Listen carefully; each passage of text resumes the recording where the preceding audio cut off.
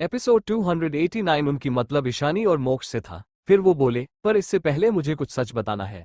उनकी बात सुनकर प्रवीण जी पीछे हट गए। रविकांत जी सौदामिनी जी के सामने आए तो सौदामिनी जी ने अपनी नजरें उठाकर दर्द और नफरत भरी आंखों से उन्हें देखा तो रविकांत जी ने गहरी सांस लिया, फिर बोले, तुम पहले भी गलत थी और अब तो और भी गलत हो। मैंने कभी तुमसे तुम्हारा कुछ भी नहीं छीना, और जिसे तुम प्यार कह रही थी वो कौन था तुम्हें पता भी है। अब आगे। उनकी बात सुनकर सौदामिनी जी गुस्से और असमंजस में उन्हें देखने लगी। तभी रविकांत जी फिर बोले, बलराज उस इंसान का बेटा था जिसकी कार से तुम्हारी मोम डैड का एक्सीडेंट हुआ था।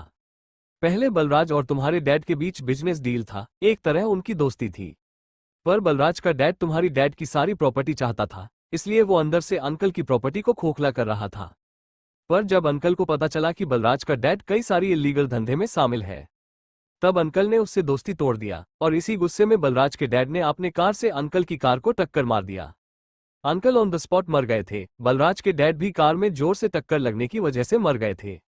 उस वक्त तुम भी उसी कार में थी, पर वक्त रहते तुम्हारी मोम मतलब मेरी मासी ने तुम्हें कवर करके बचा लिया, जिस वजह से उनकी हालत खराब हो गई। तुम्हें बचाने की वजह वो बच नहीं पाए, इसलिए उन्होंने माँ को हॉस्पिटल में तुम्हें सौंप दिया। हमने तुम्हें कभी ये नहीं बताया कि तुम हमारी बेटी नहीं हो, हम सब तुम्हें खुद की बेटी से भी ज्यादा प्यार करते थे। मैंने तुम्हें कभी इस बारे में नहीं बताया क्योंकि बलराज के पिता मार चुके थे। मैं और मोम डैड नहीं चाहते थे कि तुम ये सब जानकर दुखी हो और बदले को भावना से भर जाओ।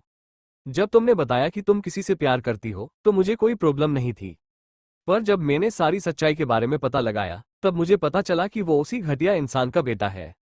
तो मैं कैसे तुम्हें उसे शादी करने देता। वो तो हर रात एक नई लड़की के साथ बिताता था। मैं उससे मिलने भी गई थी ताकि वो तुम्हारा पीछा छोड़ दे। तब मुझे पता चला कि उसे तुम्हारी असलियत के बारे में पता है और वो तुमसे शादी करके बदला लेना चाहता था और तुम्हारी नाम पर जो प्रॉपर्टी थी उसे लेना चाहता था, क्योंकि शादी के बाद उसे तुमसे प्रॉपर्टी लेने का लीगल हक मिल जाता। इसलिए मैंने तुम्हारी शादी नारायण से फिक्स कर दिया, क्योंकि मैं उन्हें अच्छे से जानता था। वो एक ईमानदार बिजनेसमैन और अच्छा जीवनसाथी बन सकते थे, पर मुझे लगा नहीं था कि तुम इतनी घटिया और बेशर्म निकलोगी, जो शादी से पहले आपने माँ बाप के कातिल के बेटे के साथ ही संबंध बना लोगी। एक बार मुझसे बात तो करती तुम, पर तुमने सबको धोखा दिया। सिर्फ हमें ही नहीं, अपने पति और अपने बच्चों को धोखा दिया। सौदामिनी जी तो हैरानी से अपने भाई की बातों को सुन रहे थे। उन्हें तो जैसे उनकी बातों पर विश्वास ही नहीं हो रहा था। और बलराज को उस दिन सुबनपुर में मैंने क्यों मारा, क्या तुम्हें ये पता है? हूँ, इतना कहकर रविकांत जी ने अपने दांत बींच लिया और गुस्से से बोले, क्योंकि वो घटिया इंसान छोटे छोटे बच्चों और लड़कियों की तस्करी कर रहा था। उस दिन बहुत सारी फैमिली के लिए एक बुरी खून से भरी रात थी। अनगिनत लोगों की जान गई। किसके लिए? सिर्फ उस बलराज के लिए। पैसों की लोभ में उसने हजार हजार बच्चों को दरिंदों को बेच दिया। अगर उस दिन उन सबका एनकाउंटर नहीं होता तो पता नहीं कितने और बच्चों की जाने जाती। बलराज जिसे बच्चे सप्लाई करता था, उनके ऊपर एक्सपेरिमेंट किया जाता था।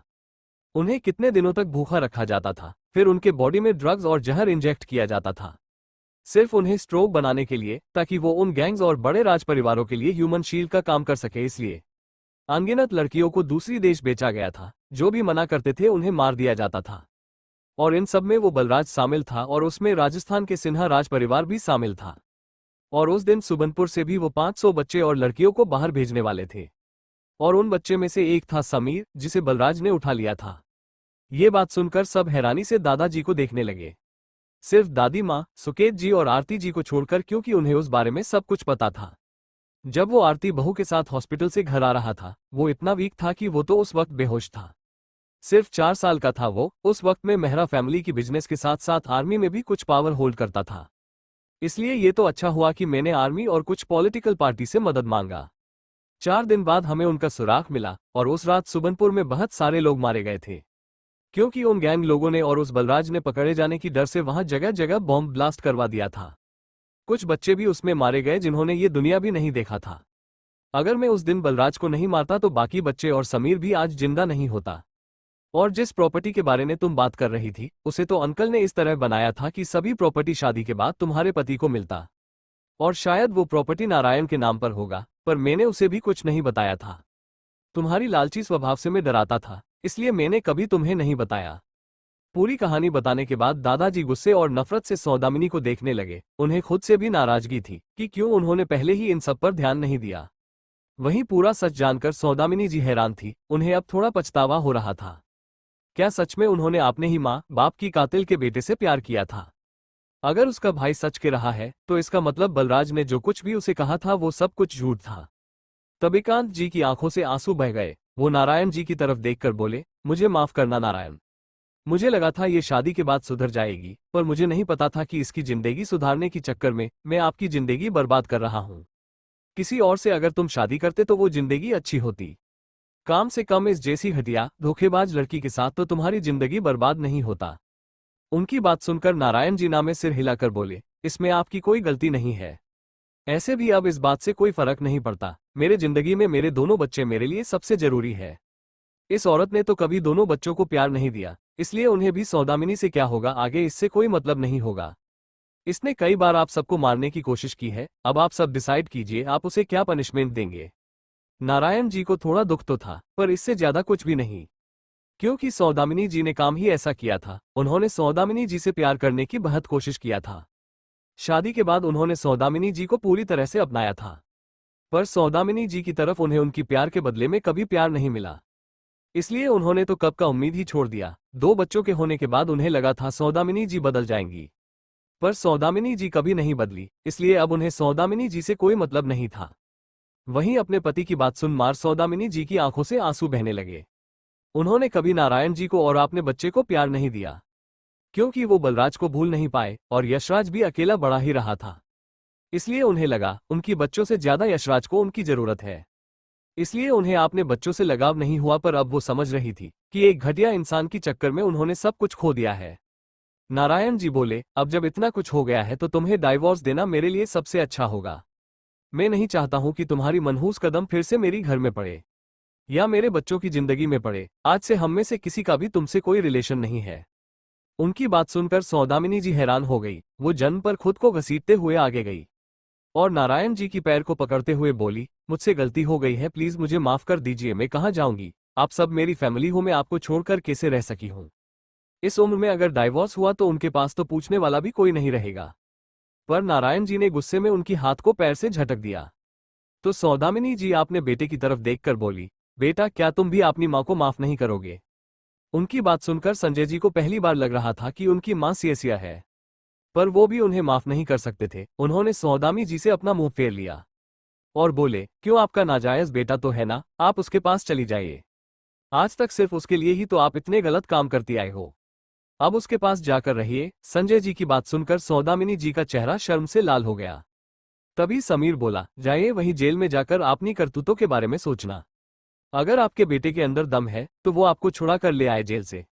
तभी कुछ ऑफिसर्स घर के अंदर आ गए। उन्हें देखकर सौदामिनी जी का चेहरा डर से पीला पड़ गया। वो जेल नहीं जाना चाहती थी, ऑलरेडी उसकी सारी इज्जत जा चुकी थी। अब इस उम्र में वो जेल में कैसे रहेगी। नहीं, मुझे पता है मैंने बहुत सारी गलतियां की है, सब मेरी गलती है, पर प्लीज भाई मुझे जेल नहीं जाना है, मैं जेल में नहीं रह सकती। प्लीज मैं अपने सारे पाप का भुगतान करने को तैयार हूँ, पर प्लीज मुझे बस जेल नहीं जाना है। सौदामिनी जी दादाजी पैर पकड़कर गिड़गिड़ाने लगी। जब उससे कोई फायदा नहीं हुआ तो वो ईशानी की तरफ बढ़ते हुए बोली, मुझे माफ कर दो ईशानी बच्ची, मुझे एक मौका दे दो, मैं तुम्हें प्रिया से बदला लेने में मदद करूंगी। उसने तुम्हें बहुत परेशान किया है ना। अब वो जानती थी कि उनके पास आखिरी मौका है। वो बहुत पछता रही थी, क्यों उन्होंने अपने भाई की बात नहीं सुना, क्यों उन्होंने बलराज को मौका दिया। उन्हें आज अपनी हर एक गलत काम पर पछतावा हो रहा था। उन्हें अच्छे से पता था कि अगर ईशानी ने उन्हें माफ कर दिया तो हो सकता है बाकी सब भी उन्हें माफ कर दे। तभी मोक्ष ने ईशानी को दूसरी तरफ बैठा दिया। मेरी बीवी को मत छुओ। मोक्ष को आंखों में घिन साफ नजर आ रही थी। ये घटिया बुढ़िया उसकी बीवी को छू रही थी। तभी ईशानी भी सरकास्टिक वे में बोली, मुझे उस बकवास लड़की से बदला लेने के लिए आप जैसी मूर्ख औरत की क्या जरूरत है। मुझे जो करना था मैं पहले ही कर चुकी हूँ। क्या आपके उस नाजायज बेटे ने आपको बताया नहीं कि प्रिया मरने वाली है। इसकी बात सुनकर सौदामिनी जी हैरान हो गई। नारायण जी रात को उनके पास थे, इसलिए वो यशराज से बात नहीं कर पाए थे और सुबह से वो बिजी थी। सुबह जब यशराज को उन्होंने कॉल किया था तब वो एयरपोर्ट पर थी। यश थोड़ा परेशान तो लग रहा था, पर उन्होंने इस पर ज्यादा ध्यान नहीं दिया था। तो क्या प्रिया सच में मरने वाली है।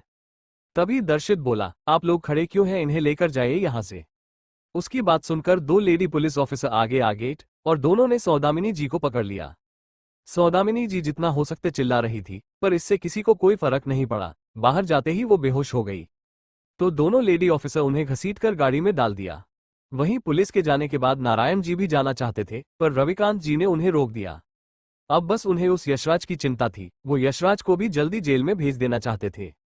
रायचंद फैमिली भी थोड़ी देर में वहां से निकल गए। ईशानी दादाजी और दादी माँ के साथ बात करके मोक्ष के साथ घर के लिए निकल गई। उसे उसकी फोन पर एक मैसेज आया। ये वॉइस मैसेज डेनी की तरफ से था। ईशानी ने क्लिक किया तो डेनी की भावहीन पर बच्चों जैसी आवाज आई। मोम वेयर आर यू? आपने मुझसे कहा था ना कि आप आज मुझे मेरे भाई बहन से मिलाने के लिए लेकर जाएंगे। कहीं डैड ने आपको मना तो नहीं किया है मुझे लेने के लिए आने के लिए? उसकी बात सुनकर मोक्ष की आंखें सिकुड़ गई। उसका ये मशीन का पुतला बेटा भी उसके बेटे रुद्र की तरह क्यों लग रहा है? हॉस्पिटल से आने के बाद ईशानी ने डैनी को अपनी विला में छोड़ दिया था, जहां अभी सिर्फ नकुल ही रहता था।